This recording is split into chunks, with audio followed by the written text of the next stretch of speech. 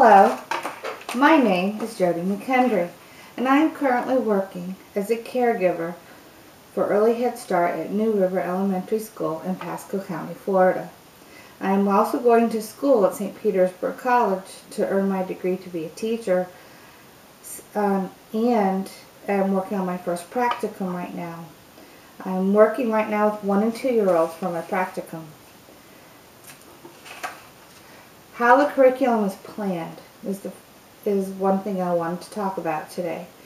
The curriculum is planned is based on what they call a high scope model, and there are 4 areas in the high scope model. There's the daily routine, there's the learning experiences, and there's the adult-child interaction and the assessment. And in the middle of all of 4 of these areas, because they circle, like this is an example here, it says active learning. Children need to learn actively and we need to have the active learning in order to observe them. And under observation, we have teamwork, daily anecdotals, notes and planning, and family support. All 4 of those areas have to be worked on very, very carefully in order to make sure that we are teaching them what they need to know in order to do well academically when they go to elementary school. Another area is the adult-child interaction, which is trusting relationships, adult-child strategies, encouragement, problem solving, which is also approaching how do they approach conflict. Physical environment is another very important area. It is sensory motor materials, which would be things that they're just using in the room, the areas that they play in the room, dramatic play, music, the book area, which I also call the cozy corner at where I am right now, and storage, where do we put the things so that they can find them. Schedules and routines, arrival and departure, caregiving routines, eating, sleeping, how they take care of themselves, choice time, how much time they get outside, what type of group time they have, whether it is small group or large group. And like I said before, active learning, it's very, very important. It needs to be there in all 4 areas in order for them to stay focused and want to learn. Who is involved in the planning? Early Head Start uses feedback and ideas for their curriculum from the parents, the community, teachers, and the children themselves, because the children let you know what they want to learn. You need to find a way to take what they want to learn and fit it into what they need in order to learn to develop socially or emotionally, cognitively, whatever area you are working on at that time. The high school curriculum doesn't change from year to year either. What does change is the way that we teach it. Children they're not the same. It doesn't matter that they're all 2. Every 2-year-old learns in a different way. You have a different group every year, but the main areas don't change but you still interact with them, you still observe them, you still give them things to use in the physical environment, and you still give them schedule and routines. But how you teach them is different, because every child learns in a different way.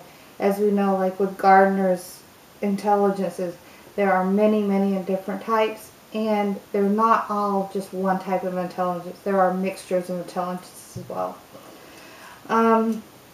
My favorite part of teaching these children is that they love to play, and I also love to sit there with them and enjoy watching them learn. You can see that light in their eye when if something clicks and they know that they've learned something.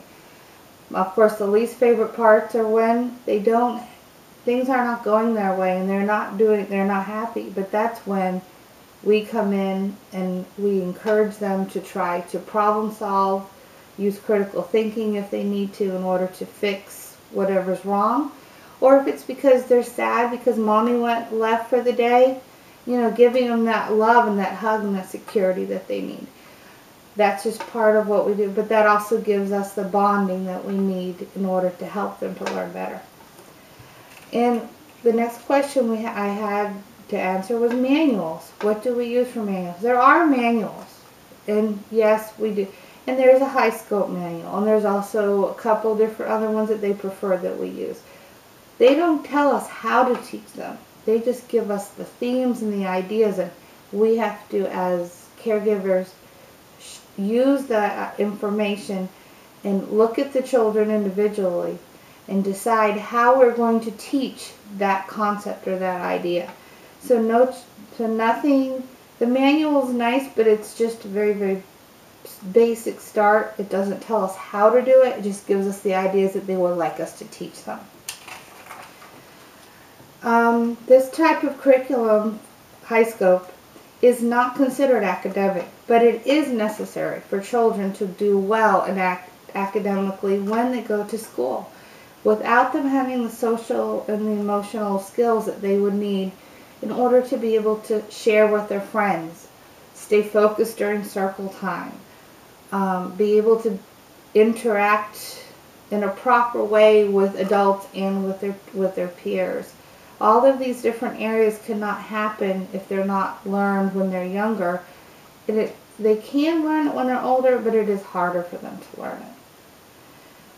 When we look at Reggio Emilia, and we look at how his book of 100 languages, our children that we take care of, they have more than 100 languages, as like the book that we were reading explains. Some of the different things that they do is they color, they glue, they sort items, they sing and they dance and they run and they share with their friends. They cry when they get upset because they don't have the words, which is where we come in and we try to give them those words. They share with their friends. They laugh when they're happy. They have these squeals when they're really excited. They like to role play, like they want to be the mommy and cuddle their baby and maybe have their friends be their babies as they get older. And they really enjoy playing with their friends. Sometimes they don't realize they're doing it. They're doing it next to each other, but they're both doing the same thing. And art. Art is a huge part of our child's day, every day. They do it through singing, through dancing, through listening to music.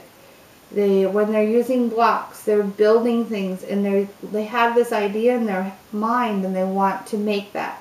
Whether it's just a line on the floor or a tower that goes up, but they definitely have an idea that they're wanting to show us through the blocks. They color using chalk, crayons, and of course supervised at this age where they're only 1 and 2 years old, but they do use markers. They paint. They sometimes they'll do things that we don't expect, like take an item from one area and bring it somewhere else and use it in a different way. But they just do so many different things that we don't expect, because they look at things in a different way that we do. Every day, different topics are always covered. It's a daily thing that happens every day. Some of these things are like our health and safety routines. They have to brush their teeth, and they have to go to meals, and they have to have bodily care, and they have to transition from mealtime to playtime. They have to transition from playtime inside to playtime outside. There's so many different things that are done every day. They're just part of the schedule that they follow, and it helps them to stay secure also, because they know that what's going to happen next. They also, every day we work on social and emotional behavior. We work on their cognitive skills, their motor skills. Cognitively, we work on math, science, literacy, getting along. I mean, cognitively, they need to know how to work with their friends, how to take care of babies. Basically, they need to know how to have what they're going to do when they're older in their daily lives. Other things we do is teachable moments. We catch them at a time where they're really focused on something, and then we take that chance to ask them questions. give them information, encourage using language, anything that we can do to help them to grow in different ways, in the social, emotional, the cognitive, or the motor skills. The last thing I would like to close with is a poem that I found. Actually, I do not know the author, but I got it through my work, and it's very, very good. It tells us that today, sometimes we don't know when we are going to, what we're going to do that day. But I like that this one says, there's nothing in my bag today. Today I did my math and science. I toasted bread. I halved and quartered. I counted, measured, used my eyes and ears and head.